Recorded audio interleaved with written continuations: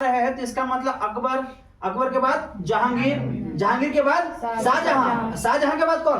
औरंगजेब। लेकिन जब दूसरी तरफ हम लोग देखते हैं मराठा साम्राज्य में तो नाम आता है शिवाजी का।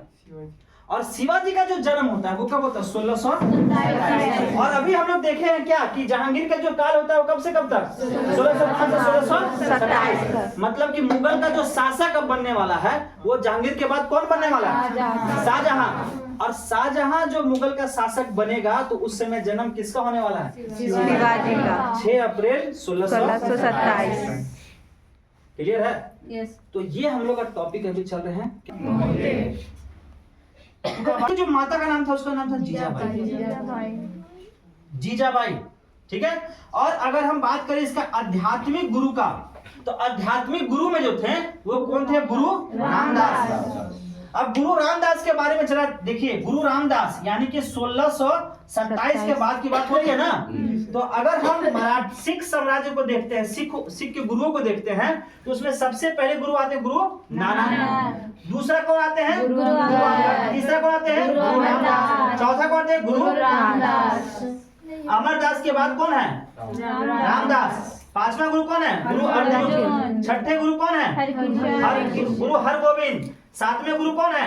हरकिशन, हर राय। आठवें गुरु कौन है? हरकिशन। नौवें गुरु कौन है? गुरु तेग बहादुर। 10वें गुरु कौन है? गुरु गोविंद सिंह। तो अभी जो आप देखें कि यहाँ पे शिवाजी का जो आध्यात्मिक गुरु जो थे वो गुरु रामदास। अगर हम सिख में जाते हैं और सिख में गुरुओं की चर्चा करते हैं तो चौथे गुरु थे कौन? रामदास।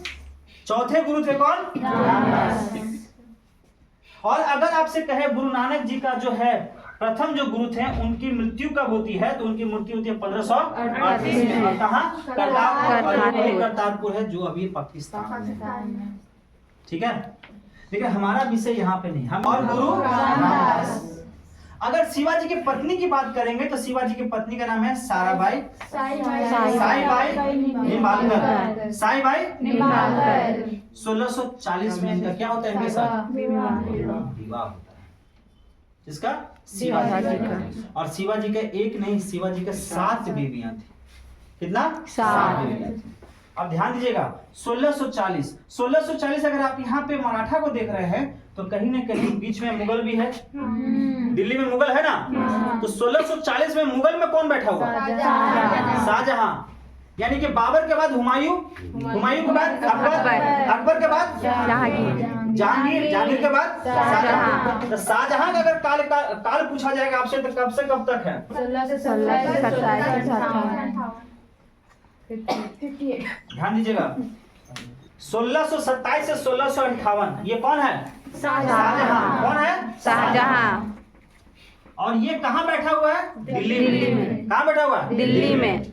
और यहाँ पे आप देख रहे हैं तो मराठा के जो शिवाजी हैं वो आगे बढ़ रहे हैं, अपने जीवन शैली में आगे बढ़ते हुए चले जा रहे हैं। और समझ रहे हैं? अब इनका विवाह होता है साईबाई से निंबालकर से 1640 में। और कहा जाता है कि सबसे पहला जो हमला है इन्होंने 1644 ईस्वी में ये किया था तोरन नामक पहाड़ी पर। तोरन नामक पहाड़ी पर इन्होंने सबसे पहला हमला किया और उसके बाद यहाँ पे क्या किया? इन्होंने अधिकार कर लिया।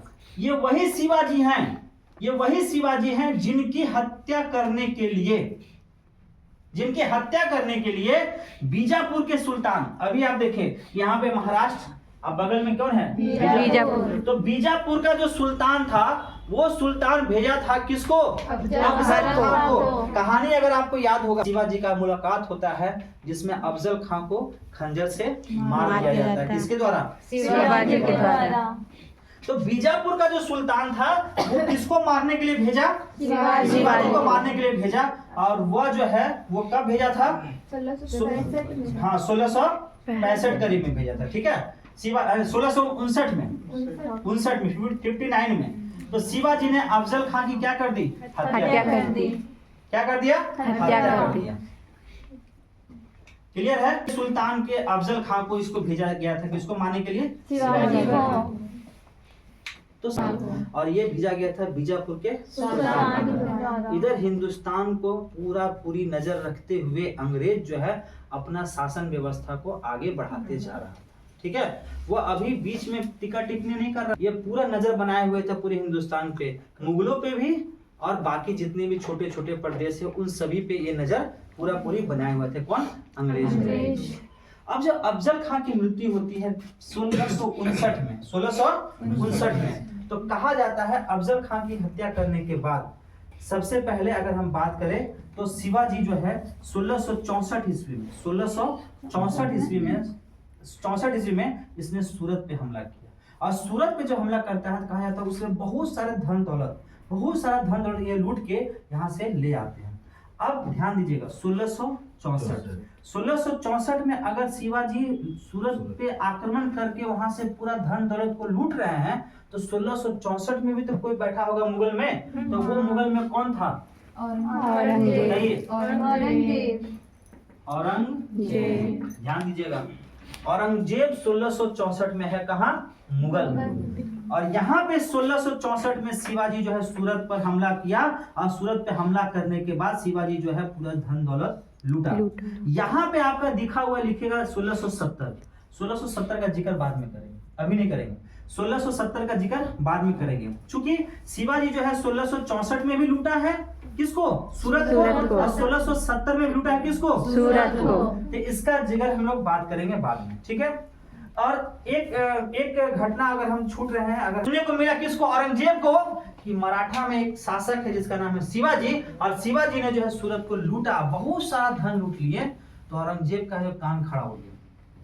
कान खड़ा होने के बाद इसने जो है इसके साथ में, किसके साथ में लड़ाई होती है? इसका शाइस्ता खां के साथ में इसकी लड़ाई होती है, ठीक है। शाइस्ता खां के साथ में लड़ाई होती है 16, उसके बाद इसी में इसकी संधि होती है, क्या नाम है?